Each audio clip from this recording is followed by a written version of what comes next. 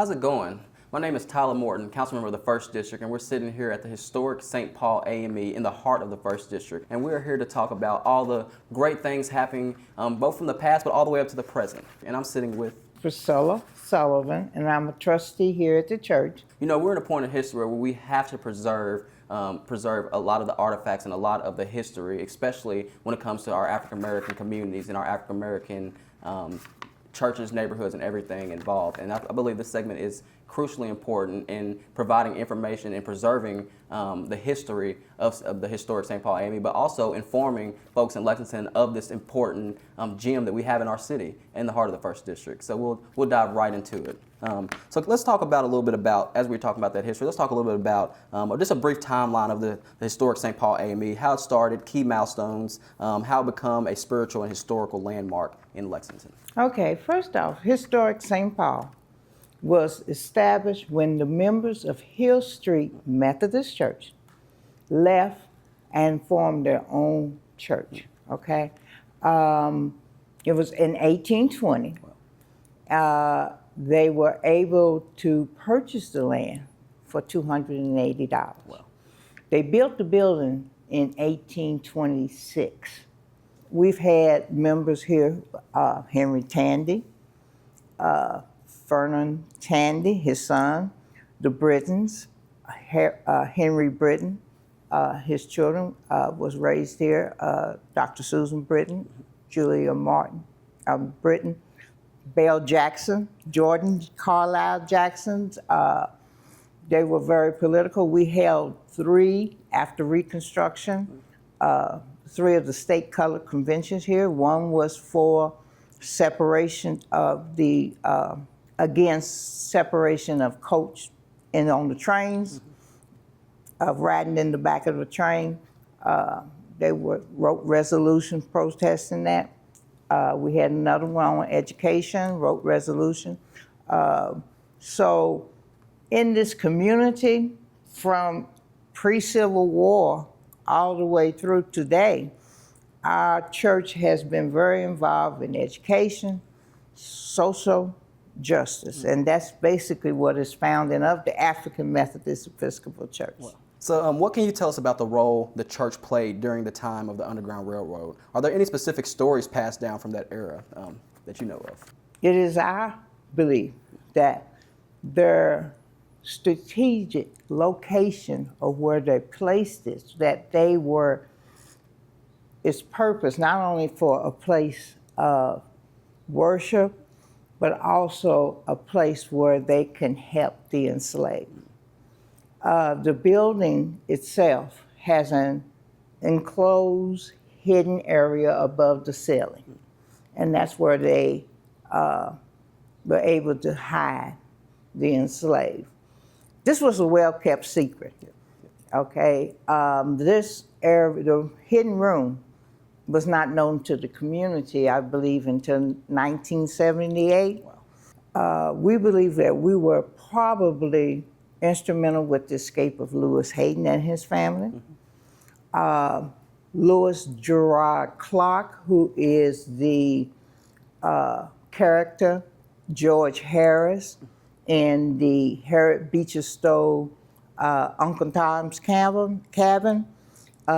He came here, I believe, twice, I do know, twice in his writings. One to get one of his brothers who had already escaped, and he did find his younger brother. And in his writings, he came to Lexington. Now, when his wife passed after the Civil War, he came back here and lived. And when he passed, he was buried. His funeral was held here. He became the first man of color to be able to lie in state in the state of Kentucky. Oh, well. And so those associations that we can clearly say that we were in the business of saving those who were in the slave. So, I know that right in front of LTMS on 4th and Limestone, they just put the marker of Lewis Hayden, and I think that is a beautiful marker. But it goes to tell that we're here preserving and talking about the history. That not only is that marker that they come through there, but they had to come past here to make it to wherever they went to, to Right. make it to freedom, not just where they went to make it to freedom. They had to come to the historic St. Paul AME to get to freedom. And it's more highly likely because of the way our history goes, is that whenever they left, they would go through the pen. Now, at that time, it was 1844, so we didn't have the pen. But the majority of the time, they left here through horse and carriage. And we talked a little bit about how it was the one of the best kept secrets. So now that means it's more even important now more than ever to preserve the history so that it's no longer that secret. Yes, it is. Yes, it is, because majority of the person who were first and second witnesses and was around doing, they have all gone. So basically, in my generation, is what we were told in the church. This has been told in our denomination, in this state, ever since I came in, ever since I really was born, and has always been of high praise that we were the first church and that we held the Underground Railroad as a beacon, because there were other churches here. There are other churches, but I think we were the center because, first of all, we were the first. The others came around in 1838. So let's talk a little bit about just some artifacts and some historic preservation. So I know that we're sitting right in front of several different artifacts, and there's many different artifacts throughout the church. But could you talk about just a little bit about what kind of historical artifacts or documents the church has been able to collect or preserve over the years? Oh, well, majority of them come from the denomination itself of the African Methodist Episcopal Church, where a lot of the bishops themselves wrote and documented the history, because then you can trace who the clergy, because the most important part of a church is their members. And so when you start looking at their members, then you begin to see the mission, the missionary work that they were doing. Some of the artifacts we have the Bible of Bell Jackson, who was a part and establishing the orphan home, which is now the Robert H. Williams Cultural Center. Robert H. Williams Cultural Center, right. We do have a skeleton key that we found in the bell tower, but it's a skeleton key, and we found that. Well, with the historical artifacts, we do need help, and correctly, because now we started, as you see the project that we have, this is just a beginning of it. We have a pile that's in the back that we do need the expertise, so that some things need to be restored. And so, yes, we do need help with that.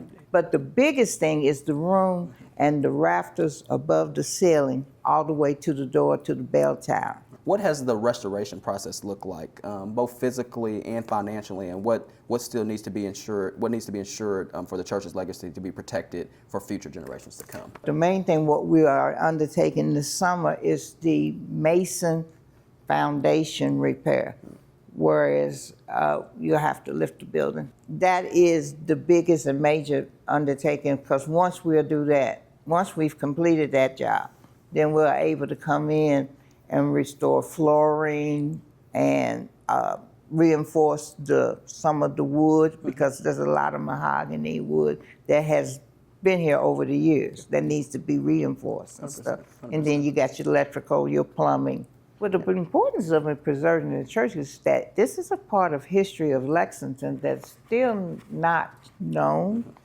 And I think there are great lessons here, because you're looking at resilience, you're looking at a force that was together, not only just in Lexington, but in the state of Kentucky. Kentucky, if you look at the history during that time, we produced a lot of people that left here, but became famous, but they originated in Kentucky.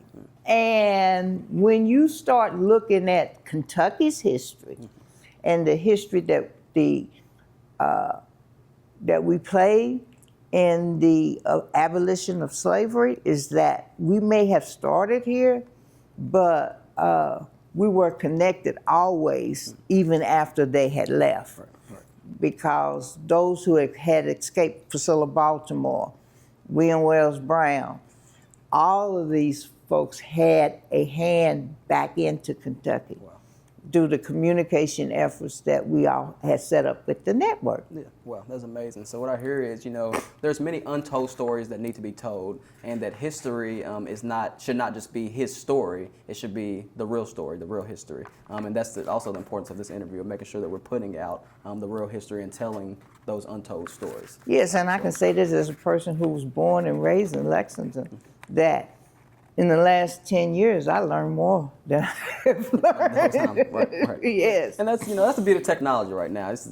We can type a couple words in there, and as you said, if it's digitalized, it just makes it pops very, very right easy. up. It's a little bit harder because the different stories fluctuate. So that was one of the biggest hurdles that we had, is that we had to start from scratch. Now, the lucky thing, we had names to go with and deed records, but to get to where we are now, we really had to dive deep. Dive deep. Wow. And that's the beauty. Sometimes some hard work is what's needed to get to the end goal, and that's always a good thing.